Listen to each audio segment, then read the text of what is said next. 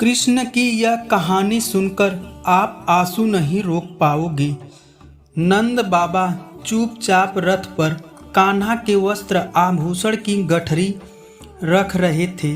दूर वसारे में मूर्ति की तरह शीश झुकाकर खड़ी यशोदा मैया को देखकर कहा, क्यों दुखी हो रही हो यशोदा? दूसरे की वस्तु पर अपना क्या अधिकार है? यशोदा ने शीश उठाकर देखा नंद बाबा की ओर। उनकी आंखों में जलधारा बह रही थी। नंद बाबा निकट चले आए। यशोदा मैया ने भारी स्वर से कहा, तो क्या कान्हा पर हमारा कोई अधिकार नहीं है? 11 वर्षों तक हम असत्य से ही लिपट कर जीते रहे। बाबा नंद ने कहा, अधिकार क्यों नहीं? कन्हैया कहीं भी रहे, पर रहेगा तो हमारा लल्ला ही न। पर उस पर सबसे ज़्यादा देवकी और वसुदेव का अधिकार है, और उन्हें अभी कन्हैया की आवश्यकता भी है।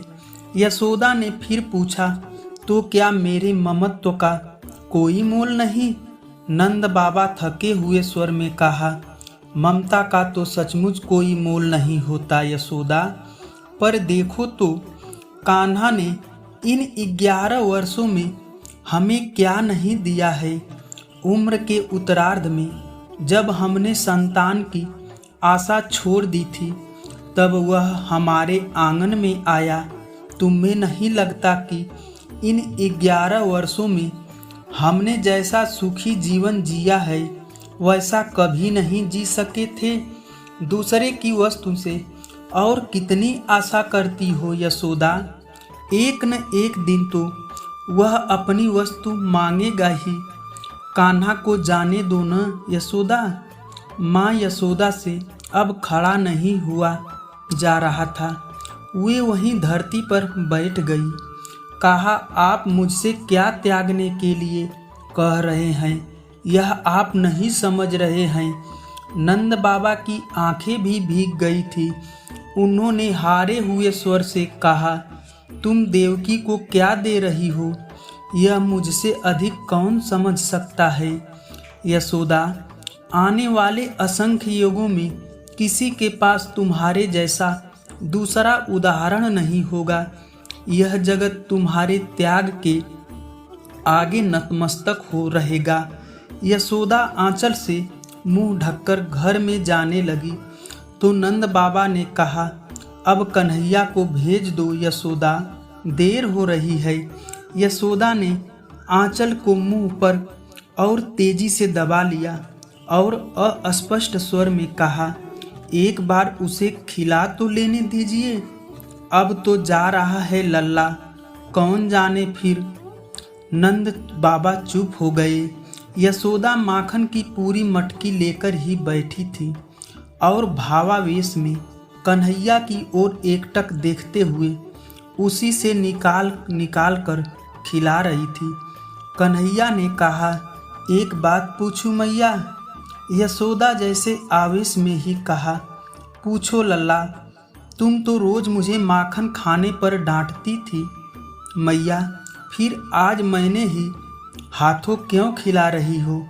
यशोदा माँ ने उत्तर देना चाहा, पर मुंह से स्वर न फूट सके। वह चुपचाप खिलाती रही। कान्हा ने पूछा, क्या सोच रही हो मैया? यशोदा ने अपने आंसुओं को रोक कर कहा, सोच रही हूँ कि तुम चले जाओगे तो मेरी गैया कौन चराएगा? कान्हा ने कहा, तनिक मेरी चिंता सोचो मैया, वहाँ मुझे इस तरह माखन कौन खिलाएगा? मुझसे तो माखन छीन ही जाएगा मैया। यशोदा ने कान्हा को चूम कर कहा, नहीं लल्ला, वहाँ तुम्हें देवकी रोज माखन खिलाएगी। कन्हैया ने फिर कहा, पर तुम्हारी तरफ कौन प्रेम करेगा मैया? अब की बार माँ यशोदा कृष्ण को स्वयं से लिपट कर फफक कर रो पड़ी। मन ही मन कहा, यशोदा की तरह प्रेम तो सचमुच कोई नहीं कर सकेगा लल्ला। पर शायद इस प्रेम की आयु इतनी ही थी। कृष्ण को रथ पर बैठाकर अक्रूर के संग नंद बाबा चले तो यशोदा ने कहा, तनिक सुनिए ना, आपसे देवकी तो मिलेगी ना, उससे कह दीजिएगा लल्ला तनिक नटखट है, वह कभी मारेगी नहीं। नंद बाबा ने अपना मुंह घुमा लिया। यशोदा ने फिर कहा, कहिएगा कि मैंने लल्ला को कभी दूब से भी नहीं छुआ, हमेशा हृदय से ही लगाकर रखा है। नंद बाबा ने रथ को हाँक दिया। यशोदा ने पीछे से कहा, कह दीजिएगा कि लल्ला को माखन अति प्रिय है, उसको ताज़ा माखन खिलाती रहेगी, बासी माखन में कीड़े पड़ जाते हैं। नंद बाबा की आंखें फिर भर रही थी। उन्होंने घोड़े को तेज किया।